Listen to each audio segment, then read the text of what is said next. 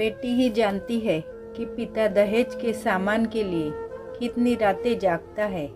मयंक, हमारी शादी को 1 हफ्ता हो गया, लेकिन अब तक मेरा डबल बेड, अलमारी, फ्रिज और दहेज का बाकी सामान अभी तक नहीं खुला है। यहाँ तक कि आप लोगों ने मुझे जो साड़ियाँ और जेवर दिए थे वो भी अभी तक मुझे नहीं मिले। कहाँ है मेरा सब सामान? रति ने आज अपने पति से अपने सामान के बारे में पूछ ही लिया। अभी वो सब सामान ऊपर के कमरे में रखा है। मयंक ने ठंडा सा उत्तर दे दिया। लेकिन क्यों मयंक? अभी हमें उसमें से किसी चीज़ की ज़रूरत नहीं है। सब कुछ तो है कमरे में, फिर नया सामान खोलने का क्या फ़ायदा? लेकिन मयंक, ये सब सामान तो पुराना हो रहा है, और फिर अगर आपको नए सामान की ज़रूरत नहीं थी तो क्यों मेरे पापा से दहेज के सामान के लिए कहा? रति तड़प कर बोली। एक बेटी ही जानती है कि उसका पिता दहेज के सामान के लिए कितनी रातें जाग कर काटता है। मयंक को चुप देखकर रति बोली, और हमारी शादी में पापा ने जो गाड़ी दी थी वो कहाँ है?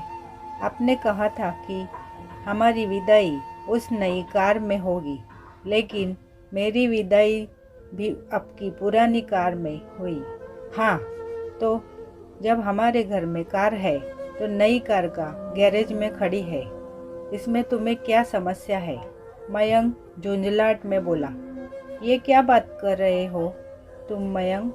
अगर तुम लोगों को किसी सामान की ज़रूरत नहीं थी तो क्यों मेरे पापा का इतना पैसा खर्च कराया?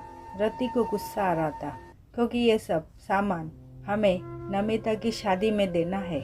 आखिरकार मयंक के मुंह से सच्चाई निकल ही गई। तुम्हारी बहन के लिए दहेज मेरे पापा की जिम्मेदारी क्यों मयंक? तुमने ऐसा सोच भी कैसे लिया? रति चिल्लाई। हाँ, तो हमने दहेज में जो सामान मांगा वो हमारा हो गया। अब हम उसका कुछ भी करें, तुम्हें उससे क्या मतलब? ये सब सामान अभी हमारे घर में है, जब ज़रूरत होगी तब खरीद लेंगे।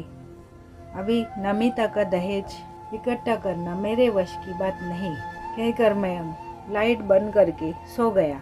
2 महीने बाद नमिता की शादी में वो सब सामान दिया गया। अब तो रति के सास ससुर ने जैसे ये खेल बना लिया। त्योहार पर रति के मायके से जो सामान आता वो नमिता की ससुराल में पहुंच जाता। रति मायके की हर चीज़ के लिए तरस गई थी। 1 साल बाद रति ने प्यारी सी बेटी को जन्म दिया।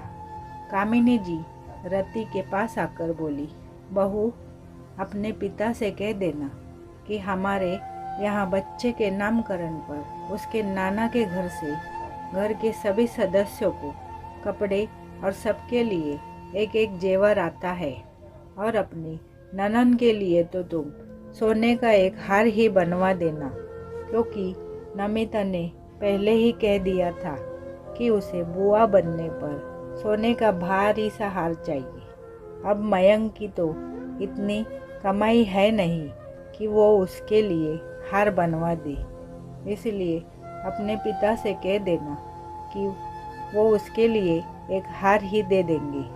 मम्मी जी, मैं कोई अलादीन का चिराग नहीं जिसे आप रगड़ो तो उसके अंदर से मेरे पिता जिन बनकर निकलेंगे और आपकी हर इच्छा पूरी कर देंगे।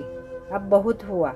अगर मयंक के अंदर अपनी बहन को नेक देने की हिम्मत नहीं थी तो मयंक को पिता नहीं बनना चाहिए था।